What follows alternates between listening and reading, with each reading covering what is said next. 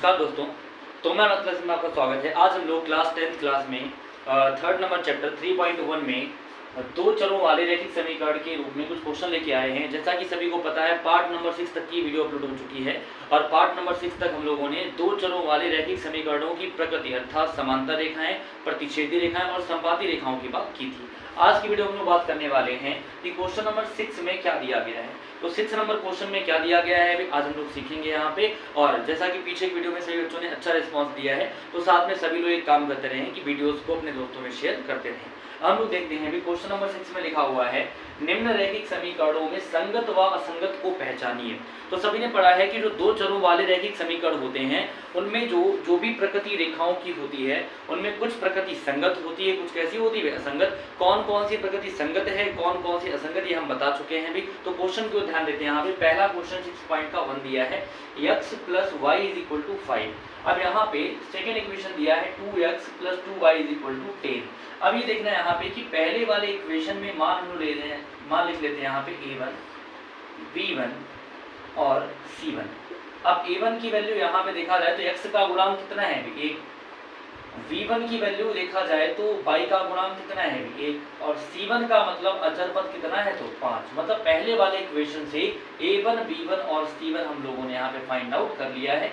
दूसरे वाले इक्वेशन की बात करते हैं यहाँ पे कि दूसरे वाले इक्वेशन में यहाँ पे देखा जाए तो a2 की वैल्यू 2 है, v2 की वैल्यू कितनी दी है 2 और c2 की वैल्यू कितनी दी है 10। अब इसके बाद में जैसा कि सबने पढ़ा था कि जब रेखाएं दी होती है तो पहले गुणांक की बात कर लेते हैं a1, b1, c1, a2, b2 और c2। इसके बाद में हम लोग क्या करेंगे, इसके बाद में हम लोग बात करने वाले हैं कि इनका रेशियो कैसे निकालें। तो a1/a2 देखा जाए तो a1 की वैल्यू 1 है और a2 की वैल्यू कितनी है 2 है। फिर देखा जाए कि b1/b2, तो b1 की वैल्यू कितनी दी है 1 और v2 की वैल्यू कितनी दी है 2, तो ये रेशियो कितना हो गया 1/2। उसके बाद बात करते हैं हम लोग c1/c2, तो c1 की वैल्यू 5 है और c2 की वैल्यू 10। कैंसिल करेंगे तो 5 से 10 को कैंसिल करो 1/2 बचेगा। अब देखना ये कि तीनों का ही रेशियो कैसा है, सेम है। तीनों का ही रेशियो कैसा आ रहा है, सेम आ रहा है। जब भी तीनों का रेशियो सेम होता है तो हम लोग क्या कहेंगे भी, क्योंकि a1/a2 बराबर b1/b2 बराबर c1/c2। बताएं सभी लोग किस कंडीशन में तीनों अनुपात बराबर होते हैं। कमेंट बताएं सभी लोग कि किस कंडीशन में तीनों अनुपात बराबर होते हैं। एक बार लिख के बताएं सभी लोग यहाँ पे किस कंडीशन में तीनों का अनुपात कैसा होता है बराबर। तो हम लोग कहेंगे वे रेखाएं कैसी होंगी, तब रेखाएं संपाती हैं। तब रेखाएं कैसी होंगी, संपाती। और अगर रेखाएं भी संपाती हैं, तो कितने हल होते हैं, हम लोग कहेंगे अपरिमित रूप से अनेक हल। क्या बोलेंगे भाई, अपरिमित रूप से अनेक हल। और अनेक हल को हम लोग अनंत हल भी कह सकते हैं। अनेक हल होंगे और जब भी अनेक हल होते हैं तो निकाय कैसा होगा, हम लोग कहेंगे भाई निकाय संगत होगा। निकाय कैसा होगा भाई, संगत होगा। इतनी बात सभी को शायद क्लियर हो गई होगी इस तरीके से। एक बार बताएं सभी लोग कमेंट में कि क्वेश्चन क्लियर हुआ है कि नहीं हुआ। यहाँ पे बात समझ लेते हैं कि जब भी हमें दो समीकरण दिए होंगे और हमसे पूछा जाए कि प्रकृति बताएं संगत है या असंगत, तो हम लोग पहले बात करेंगे गुणांकों की a1, b1, c1। फिर बात करेंगे सेकेंड वाले में a2, b2 और c2 की। फिर इनका रेशियो निकालेंगे। रेशियो अगर तीनों का बराबर है तो तीनों का रेशियो बराबर होने पर रेखाएं कैसी होती है, संपाती। और संपाती रेखाओं कितने हल होते हैं, अपरिमित रूप से अनेक हल। जब भी हल होते हैं तो वो निकाय कैसा होता है, संगत। ये अपना 6 का पहला क्वेश्चन हो गया। ठीक है अभी हम लोग सेकंड क्वेश्चन देखते हैं यहाँ पे। अब सेकंड क्वेश्चन को और अच्छे से कंफर्म कर लेते हैं यहाँ पे। जैसा कि देखिए यहाँ पे पहला इक्वेशन है x - y = 8। दूसरा इक्वेशन है 3x - 3y = 15। तो पहले वाले में a1 की वैल्यू कितनी होगी, हम लोग बोलेंगे इसका गुणांक कुछ नहीं तो कितना होगा 1 होगा।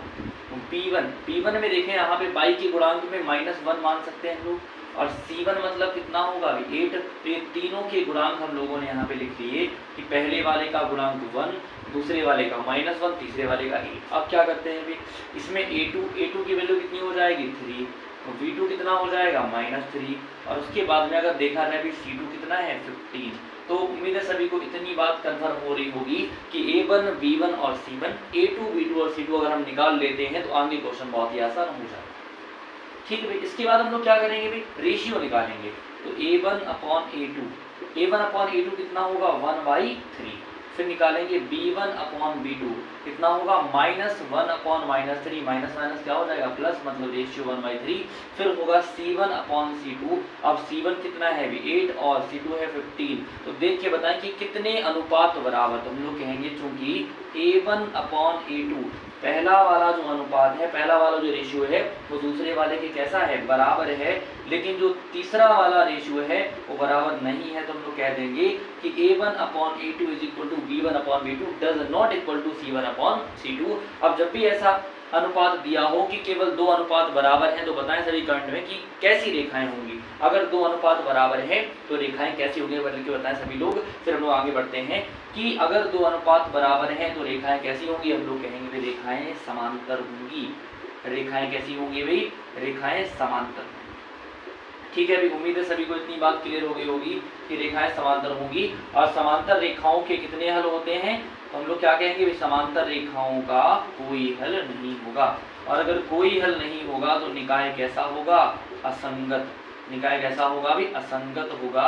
इतनी बात सभी को क्लियर हो गई होगी अच्छी तरीके से। एक बार कमेंट में बता दें भी सभी लोग, क्या ये दो क्वेश्चन सभी को फर्स्ट और सेकंड वाले कंफर्म हो रहे हैं कि अगर रेखाएं दी गई हैं दो, उनमें अनुपात तीनों का बराबर है तो समपाती रेखाएं, समपाती रेखाओं के अनेक हल और निकाय संगत होगा। अगर दो अनुपात बराबर हैं तो रेखाएं समांतर होंगी और समांतर रेखाओं का कोई हल नहीं होता है, मतलब निकाय कैसा होगा भी, असंगत होगा। इतनी बात सभी नोट करें। हम लोग बचे हुए 6 पॉइंट के दो क्वेश्चन और देखते हैं यहाँ पे, फिर 7 नंबर क्वेश्चन की ओर बढ़ते हैं।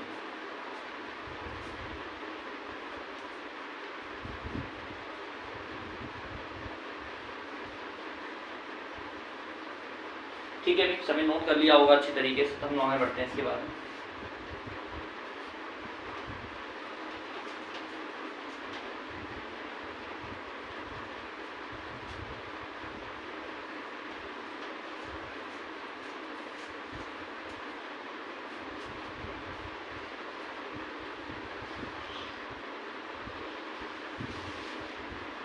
ठीक है, अभी अगला क्वेश्चन हम देखते हैं। थर्ड नंबर क्वेश्चन क्या दिया है, 2x plus Y minus 6 is equal to 0, 4x minus 2y minus 4 is equal to 0। ये अपना 6 नंबर का थर्ड पार्ट दिया हुआ है हमें यहाँ पे, और हमसे फिर से वही पूछा गया है कि इनकी प्रकृति बताएं, मतलब निकाय संगत होगा या फिर कैसा होगा, असंगत होगा।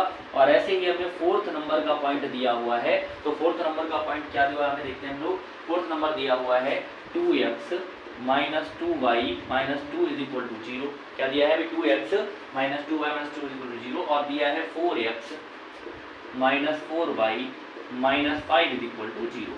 ये अपना फोर्थ नंबर क्वेश्चन है। तो इन सेकेंड दो क्वेश्चन में से हम लोग केवल एक क्वेश्चन सॉल्व करेंगे, और एक क्वेश्चन अपना होमवर्क में रहने वाला है। तो ये सभी लोग कमेंट में बताएंगे कि इनका निकाय कैसा होगा, ये होमवर्क होगा। इस क्वेश्चन को हम लोग समझ लेते हैं यहाँ पे, ठीक है, समझते एक बार में। तो यहाँ पे देखते हैं कि जो हमें पिछले क्वेश्चन दिए थे उनमें गुणांक नहीं दी। गुणांक जब भी नहीं होगा तो वहाँ गुणांक कितना माना जाएगा, 1। अब देखते हैं अब की बात कि a1 की वैल्यू कितनी दी है, 2, b1 की वैल्यू। अब देखें पाई के गुणे में जब भी कुछ नहीं है तो उसका गुणांक कितना माना जाएगा, 1। तो यहाँ पे गुणांक के रूप में क्या होगा, 1। अब b1 की बात करें हम लोग यहाँ पे, c1 की वैल्यू कितनी होगी, -6। अब देखते हैं a2 कितना होगा, तो a2 की वैल्यू कितनी है, 4x, 4 दी है। और b2 कितना है, तो हम लोग कहेंगे -2 है। उसके बाद c2 कितना है, तो -4 है। अब ये देखना कि भाई इनका रेशियो कितना आ रहा है, रेशियो इक्वल है या नहीं है। तो देखते हैं यहाँ पे a1 upon a2, a1 upon a2 का मतलब 2/4, सॉल्व करेंगे तो 1/2 बचेगा। कितना बचेगा, 1/2। b1 अपॉन b2 देखें तो 1/-2, 1/-2 यहाँ पे प्लस का 1/2, मतलब बराबर नहीं आ रहा है। c1 upon c2 -6y minus 4, minus minus plus cancel करेंगे, 2 3 6, 2 2 4। मतलब ये देखिए बताएं यहाँ पे क्या तीनों का रेशियो इक्वल आ रहा है, क्या तीनों का रेशियो इक्वल है। पहला वाला रेशियो 1/2, दूसरा वाला -1/2, तीसरा वाला 3/2, तीनों का रेशियो इक्वल नहीं है। तो हम लोग कह देंगे क्योंकि a1/a2 does not equal to b1/b2 does not equal to c1/c2। ठीक है भाई, तो ये क्या हो जाएगा, जब भी तीनों का रेशियो बराबर नहीं होता है। तो बताएं सभी लोग कमेंट में एक बार कि कैसी रेखाएं होंगी जब भी तीनों का रेशियो बराबर नहीं होगा। तो हम लोग क्या कहेंगे भाई, जब भी तीनों का रेशियो बराबर नहीं होगा रेखाएं कैसी होंगी, रेखाएं प्रतिच्छेदी होंगी। रेखाएं कैसी होंगी भाई, हम लोग कह देंगे रेखाएं कैसी होंगी, प्रतिच्छेदी, रेखाएं प्रतिच्छेदी होंगी। और अभी बता दें सभी लोग कि अगर रेखाएं प्रतिच्छेदी होंगी तो इनके कितने हल होंगे, हम लोग कहेंगे एक हल होगा। कितना हल होगा, एक हल होगा। और जब भी रेखाओं का एक हल होता है तो हम लोग क्या बोलेंगे, निकाय कैसा होगा, विसंगत। निकाय कैसा होगा, हम लोग कह देंगे निकाय संगत होगा।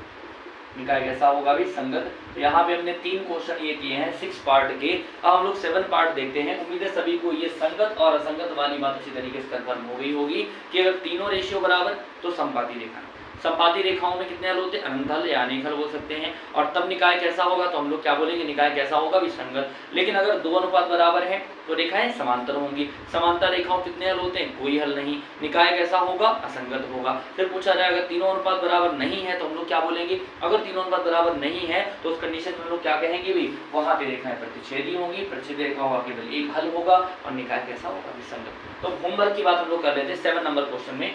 7 नंबर क्वेश्चन सभी को होमवर्क में दिया जाएगा और सभी लोग कमेंट में बताएंगे कि ये निकाय कैसा होगा, संगत होगा या फिर कैसा होगा, असंगत। इतना सभी लोग नोट करें तभी तक।